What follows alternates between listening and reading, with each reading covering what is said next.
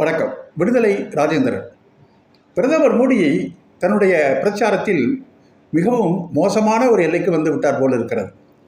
தனியார் தொலைக்காட்சிக்கு அளித்த ஒரு பேட்டி ஒன்றில், நான் கடவுளால் அனுப்பி வைக்கப்பட்டவன் இந்த பூமிக்கு.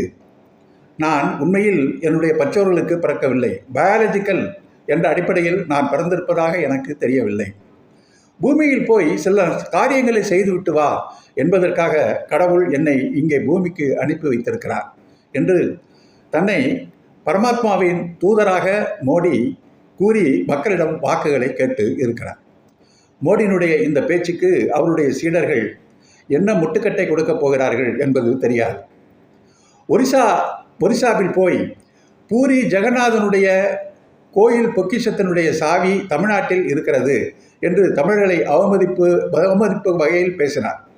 இதற்கு அவருடைய சீடர் அண்ணாமலை, தமிழர்களை எல்லாம் அவர் அவமதிக்கவில்லை, ஒரிசாவில் அந்த முதலமைச்சரின் வாரிசாக ஒரு தமிழர் இருக்கிறார், அவரை குறித்து தான் அப்படி சொன்னார், முதலமைச்சர் புரியாமல் பேசுகிறார் என்று அதற்கு ஒரு முட்டுக்கட்டை தரும் வியாக்கியானத்தை தந்தார். அதே போல பெண்களுக்கு இலவச பயணம் பெறுவதால் மெட்ரோ ரயிலுடைய கூட்டம் குறைந்துவிட்டது என்று அவர் பேசியது போக்குவரத்து நெரிசல் அதிகமாக இருக்கிறது என்ற காரணத்தில் தான் பேசினார் என்று அமமுகவை சேர்ந்த தினகரன் என்பவர் ஒரு முட்டுக்கு கொடுத்து பேச வந்திருக்கிறார். இப்படியெல்லாம் அவருடைய உளறலுக்கு நியாயம் கற்பிப்பதற்கு இங்கே சில கூட்டம் இருந்தாலும் கூட இந்த பேச்சுக்கு அவர்கள் என்ன சொல்லப் போகிறார்கள் என்பது தெரியாது. அவர்கள் என்ன சொல்கிறார்களோ, ஆனால் மோடியின் பேச்சு என்ன சொல்கிறது? நான் கடவுளால் அனுப்பி வைக்கப்பட்டவன் இந்த பூமிக்கு. எனவே என்னை நீங்கள் எதிர்த்தீர்கள் என்று சொன்னால் நீங்கள் கடவுளை எதிர்க்கிறீர்கள், இந்து மதத்தை எதிர்க்கிறீர்கள். என்னை நீங்கள் தோற்கடித்தால் நீங்கள் சொர்க்கத்திற்கு போக மாட்டீர்கள், நரகத்திற்கு நீங்கள் போவீர்கள். காரணம், நான் கடவுளால் அனுப்பி வைக்கப்பட்டவன். நான் கடவுளால் அனுப்பி வைக்கப்பட்டவன் என்ற காரணத்தினால் என்னை நீங்கள் கேள்வி கேட்க முடியாது. ஏன் நீங்கள் வகுப்பு வாதத்தை, மத வெறுப்பை தூண்டுபடி பேசுகிறீர்கள் என்று என்னை கேட்க முடியாது. வேலை வாய்ப்புகளை ஏன் அதிகரிக்கவில்லை என்று என்னை நீங்கள் கேட்க முடியாது. பணவீக்கம் ஏன் அதிகரித்திருக்கிறது என்று என்னை நீங்கள் கேட்க முடியாது. காரணம், நான் கடவுளால் அனுப்பி வைக்கப்பட்ட ஒருவன். ஏதோ சில காரியங்களை செய்வதற்காக அனுப்பி வைக்கப்பட்டிருக்கிறேன்.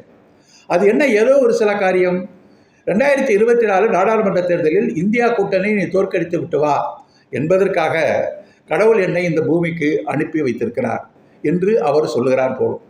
ஆக மக்களை கடவுளை காட்டி அச்சுறுத்தி தனக்கு வாக்களிக்க வேண்டும் என்ற நிலைக்கு மோடி இன்றைக்கு வந்திருக்கிறார். ஒரிசா மாநிலத்திலே பாஜகவினுடைய சார்பில் பூரி தொகுதியில் போட்டியிடுகின்ற சாம்பித் பத்ரா என்ற பாஜக உறுப்பினர் 2 தினங்களுக்கு முன்பு ஒரு பேட்டியில் பூரி ஜெகநாதன் மோடியினுடைய சீடர் என்று ஒரு பேட்டியை அளித்தார். அது நாடெங்கும் கண்டன அலைகளை எழுப்பியது. உடனே அதற்காக நான் மன்னிப்பு கோருகிறேன் என்று சொல்லி இப்போது 3 நாள் அதற்காக நான் விரதம் இருக்கிறேன் என்ற ஒரு அறிவிப்பை அவர் வெளியிட்டிருக்கிறார். ஆக மோடியானாலும் அவருடைய சீடர்களானாலும் இன்றைக்கு கடைசி ஆயுதமாக ராமனை கையில் எடுத்து பார்த்து கோயில் கட்டி ஓட்டு வாங்கலாம் என்ற முயற்சி தோல்வியடைந்ததற்கு பிறகு கடவுளே என்னை பூமிக்கு அனுப்பி வைத்திருக்கிறார், நான் கடவுளுடைய தூதன் என்று பேசுகின்ற அளவிற்கு அவர்கள் கீழே இறங்கி வந்து விட்டார்கள். கடவுளுடைய தூதராக அவர் வந்துவிட்டதற்கு பிறகு அவர் நாடாளுமன்றத்தை அங்கீகரிக்க வேண்டும் என்ற அவசியமில்லை. உச்சநீதிமன்ற தீர்ப்புக்கு கட்டுப்பட வேண்டிய அவசியமில்லை. தேர்தல் ஆணையத்தின் கீழும் அவர் வரமாட்டார். எந்த சட்டமும் அவரை கட்டுப்படுத்த முடியாது. அவர் உயிர் இருக்கின்ற வரை, அடுத்த அவதாரம் இந்த நாட்டில் வருகின்ற வரை அவர்தான் இந்த நாட்டினுடைய அதிபராக இருக்கப் போகிறார் என்பதைத்தான் மோடி இதன் வழியாக சொல்லி இருக்கிறார். ஆண்டவன் எத்தனையோ அவதாரத்தை எடுத்திருக்கிறான். கிருஷ்ண அவதாரம், ராம அவதாரம், நரசிம்ம அவதாரம் என்று பல அவதாரம். இன்னும் சொல்லப்போனால் மீன் அவதாரம், பன்றி அவதாரம், ஆமை அவதாரம் என்று பல அவதாரங்களை ஆண்டவன் எடுத்திருக்கிறார். அவதாரங்களை எடுத்து முடித்துவிட்டு கடைசியில் கல்கி அவதாரமாக வரப்போகிறார் என்று சொன்னார்கள். ஆனால் அப்படி எதுவும் வரவில்லை. இப்போது அவதாரத்தை அனுப்பாமல் தன்னுடைய தூதரை பூமிக்கு அனுப்பி வைத்திருக்கிறார். அது நான் தான் இறைவனின் தூதன், எனக்குத்தான் நீங்கள் ஓட்டு போட வேண்டும் என்று மோடி இன்று பேச கிளம்பி இருக்கிறார். இதற்கு அவருடைய சீடர்கள் என்ன முட்டுக் கொடுப்பார்களோ தெரியவில்லை.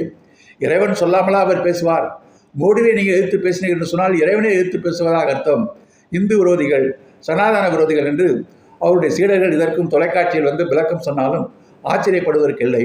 ஆனால் நாட்டு மக்களை எல்லாம் இப்படி முட்டாள்களாக்கிறோம் என்பது கூட தெரியாமல் மோடி பேசிக்கொண்டு இருக்கிறாரே என்பதுதான் இங்கே ஒரு வியப்பான ஒரு கேள்வியாக இருக்கிறது. மோடி என்ற மனிதர் தன்னைத்தானே கடவுளாக்கி கொண்டு தனக்கு தானே கடவுள் தூதர் என்ற பட்டத்தையும் சுமந்து கொண்டு நானே கடவுளின் தூதன், நானே கடவுளின் தூதன் என்று நாட்டு மக்களிடம் சொல்லி ஓட்டு கேட்க வருகின்ற ஒரு கேலி கூத்து உலகத்திலே வேறு எந்த நாட்டிலும் நடக்காது. இங்கேதான் நடந்து கொண்டு இருக்கும். சிந்திப்போம். நன்றி, வணக்கம்.